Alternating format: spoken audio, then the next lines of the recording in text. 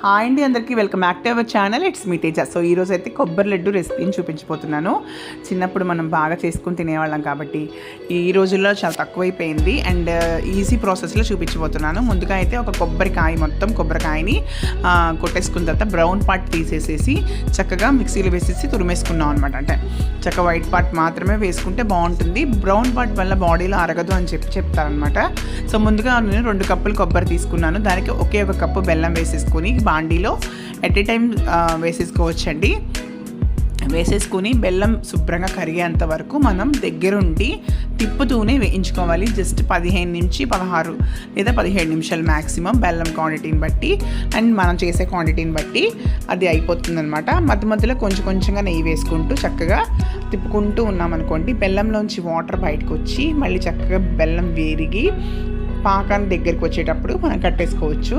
So అప్పుడైతే చక్కగా మనం లడ్డూలు చేసుకోవడానికి మన కన్సిస్టెన్సీ తెలిసిపోతుంది చేతితో ముట్టుకొని చూస్తే.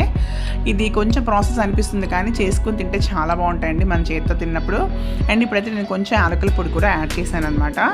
జనరల్గా నేను ఇంతకుముందు బాగా చేసేదాన్ని, ఈ మధ్యకాలంలో తగ్గిపోయిందండి. ఈ మధ్య మా అమ్మ వాళ్ళ ఇంటికి వెళ్ళినప్పుడు ఈ రెసిపీ అయితే చేశాను. పిల్లలు ఉన్నారు కాబట్టి చక్కగా తినేస్తారు వేసవికాల సెలవుల్లో.